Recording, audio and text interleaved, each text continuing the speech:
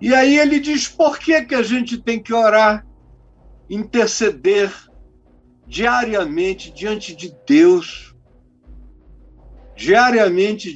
Deus, e eu não tenho razão para não fazer isso todo dia, porque aquele que nos governa vive a uns 3,5 km daqui em linha reta, 4, estourando, passando o lago, chega lá. Então eu não tenho a menor razão, eu oro por gente na Índia, por que eu não oro por alguém revestido de autoridade aqui do meu lado? E faço isso com súplicas, orações dioturnas, intercessões, ações de graça quando eu vejo qualquer recuo que diminua a ameaça, o medo, o perigo.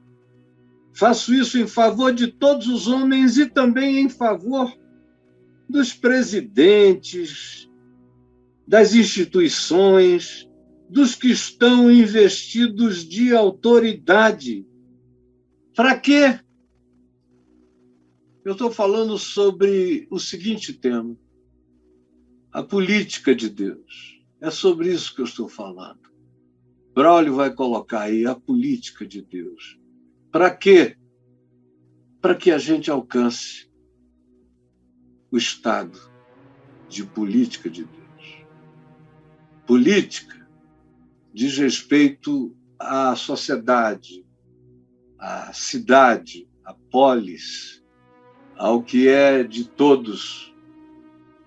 E como a república é a coisa pública que pertence a todos os que fazem parte da polis, em favor de quem políticas devem ser praticadas, taxando quem tem mais e distribuindo benefícios, ajudas e favores a quem tem menos. Esse sempre foi o objetivo da política, desde os gregos, desde 600 antes de Cristo. Esse era o objetivo da política. Esse era o objetivo da coisa pública, da res pública.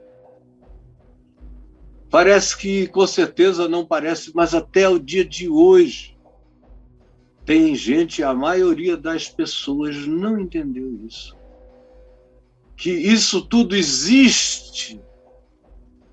Não é desde que a democracia foi criada. A democracia foi um passo na direção de um governo que não é perfeito e nem é bom, às vezes é até horrível, exceto, como disse Churchill, exceto todos os outros modelos de governo. Mas antes de haver democracia como tal, e a democracia como tal é uma evolução, mas ela já foi bem praticada 600 anos antes de Cristo, entre os gregos, não no nível em que a gente pratica de uns tempos para cá, de modo direto, indo lá e votando, e elegendo nós mesmos representantes e presidentes, que são aqueles que presidem durante um período. Mas Paulo reforça o espírito da política de Deus. Qual é a política de Deus? Qual é o único objetivo de qualquer política com P maiúsculo? A verdadeira política, que não é partidária, que não é ideológica, que não é baseada na troca, na barganha, no toma lá da cá. A verdadeira política não é essa coisa feia, nojenta, que a gente vê aí. A verdadeira política é feita com P maiúsculo. E ela tem a ver com a distribuição do bem de maneira equânime, de maneira fraterna, de maneira justa, de modo que quem produza mais, colha mais, e quem produza menos não tenha dê menos. É simples assim. E aí o que se estabelece? Quando é assim, quando é segundo a política de Deus, quando os reis, autoridades, sejam eles quais forem, não são a autoridade de Apocalipse 13, descrita como a besta que emerge do mar. Não é 666. Não.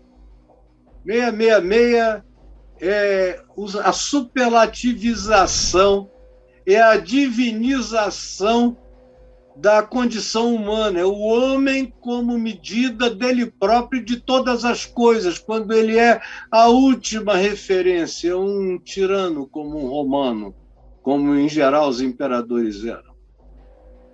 Então, a oração, o objetivo disso tudo é que se atinja a política de Deus, que para ser de Deus, como eu disse, o que produz mais deve ter mais, e o que produz menos não deve ter de menos. Essa é a política de Deus, segundo a capacidade de cada um. Ele não só acumula, mas segundo a capacidade de cada um, ele também ajuda a quem não tem a mesma capacidade, a quem não teve a mesma chance nem a mesma oportunidade. Essa é a política de Deus. E ela não tem nada a ver com Max Weber, não tem nada a ver com Karl Marx, ela não tem nada a ver com os que posteriormente elaboraram sistemas ideológicos, quase todos baseados na mesma coisa. Não, a política de Deus diz assim: para que vivamos vida tranquila e mansa, com toda piedade e respeito. Para que vivamos vida tranquila e mansa, com toda piedade e respeito. Essa é a política de Deus, tem que produzir. Não é vida tranquila e mansa para uma classe, para uma categoria. É para polis. Política é para polis, é para a cidade. É para toda a sociedade, é para todos os indivíduos. Não é para pirâmide, é para a polis. A polis pressupõe um horizonte, pressupõe uma linha reta, onde existem pequenas... Não é um flat, um desertaço, mas ela não é nem um píncaro, nem é um planalto, nem é um vale. Ela é uma planície com elevações aqui e ali que não são muitas, que não viram Everestes financeiros, não. É só assim que os homens podem viver vida mansa e tranquila, com toda piedade e respeito. Sem isso, gente,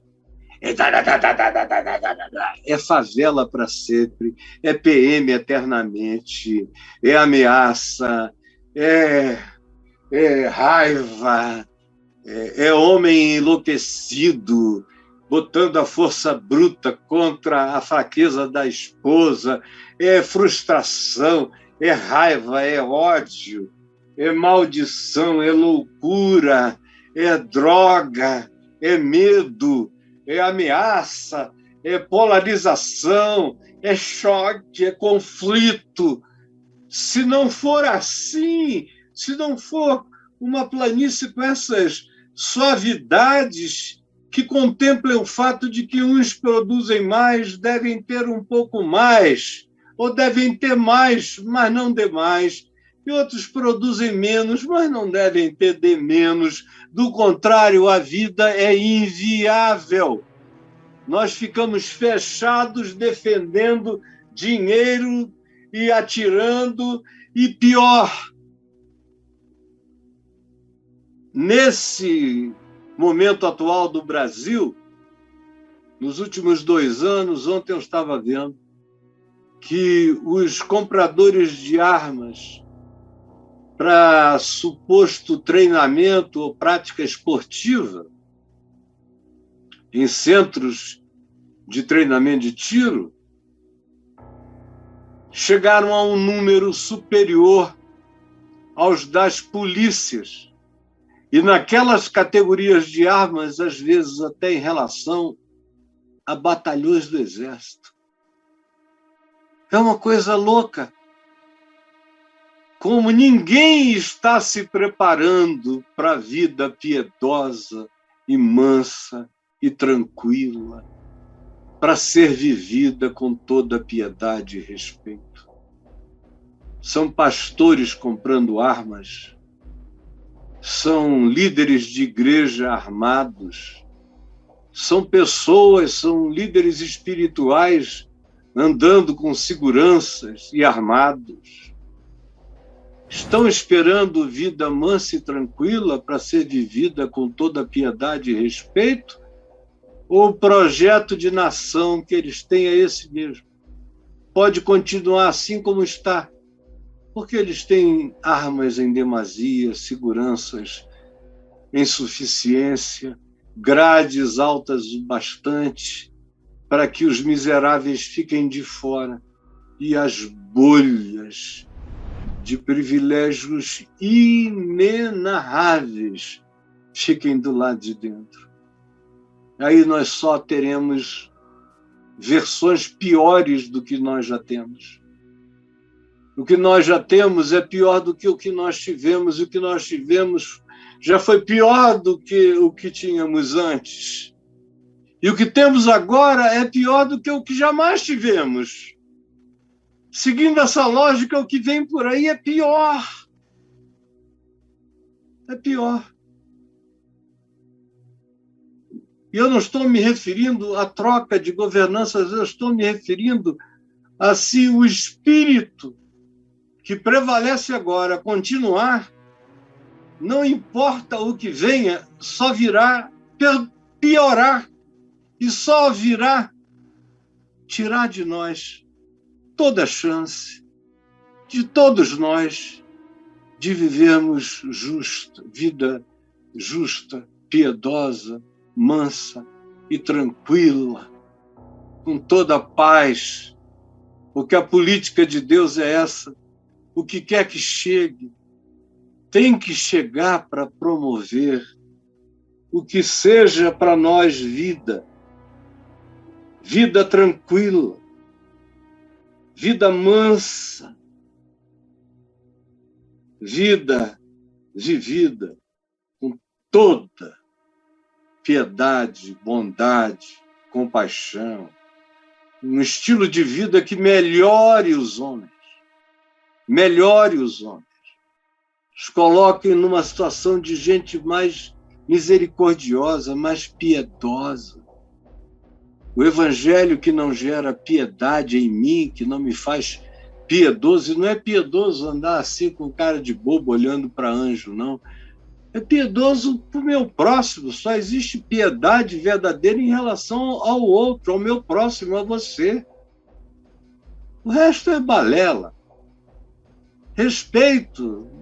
É respeito pelo meu próximo, porque também blasfêmia é contra o próximo, contra a vida. O estado de vida da gente é um estado de vida blasfemo perante os céus. A política de Deus é essa. Não se quer saber de nada, tem que haver liberdade, tem que haver justiça, tem que haver equidade, para que haja alegria, felicidade. O objetivo de qualquer política humana tem que ser a produção de verdade, justiça e paz, que é o que produz alegria, que é o que nos coloca nesse patamar de uma vida tranquila e mansa, experimentada com toda piedade e respeito. É pedir demais? Isso não é preciso ser de direita, de esquerda, tem que ser humano. É a única ideologia que vocês não querem abraçar. Eu vejo o pessoal se confessando de direita extrema, com orgulho fabuloso, de esquerda resistente, com outro orgulho, e às vezes com total, profunda e absoluta desumanidade, apenas assumindo que se é de esquerda é mais humano e se é de direita é menos humano. Eu conheço gente humana de direita e conheço muita gente desumana de esquerda, e a maioria dos bons humanos que eu conheço não está brigando em nenhum desses flancos. Está querendo promover o que possa nos trazer vida piedosa e tranquila para ser vivida com toda piedade e respeito.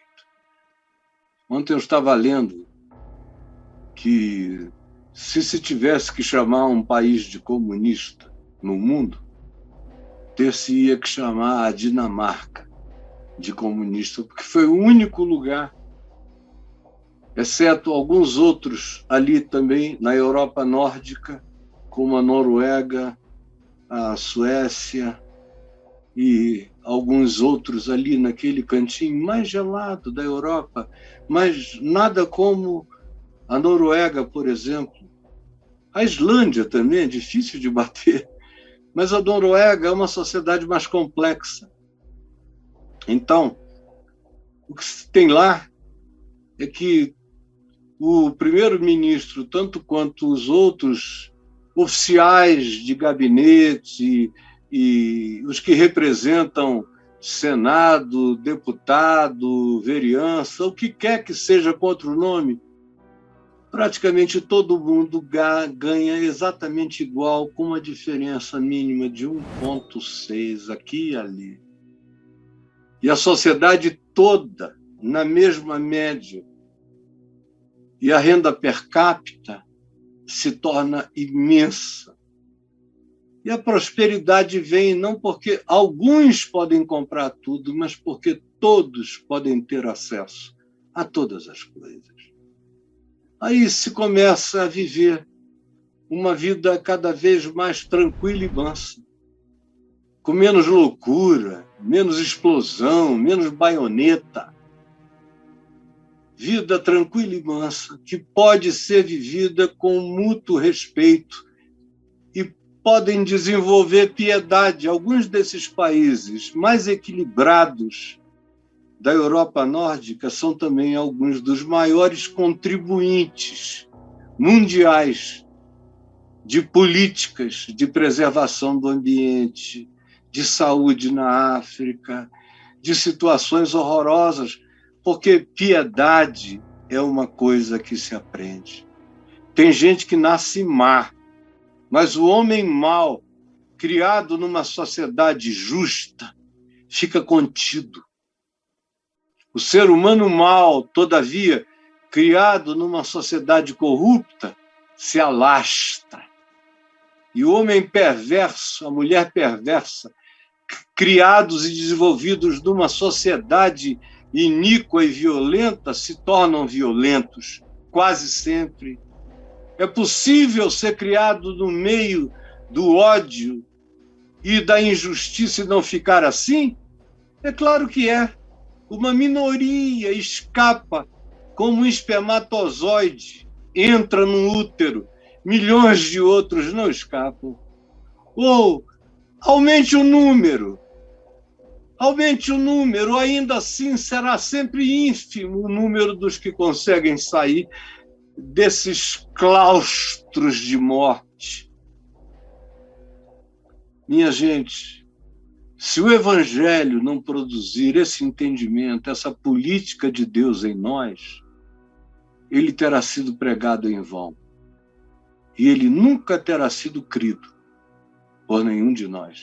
Acreditem, vocês vão ouvir falar disso, se não na terra, na presença do juiz da glória. Jesus, aplica a tua palavra ao entendimento de cada um. É o que eu te imploro, é o que eu te suplico, em teu nome. Amém e amém.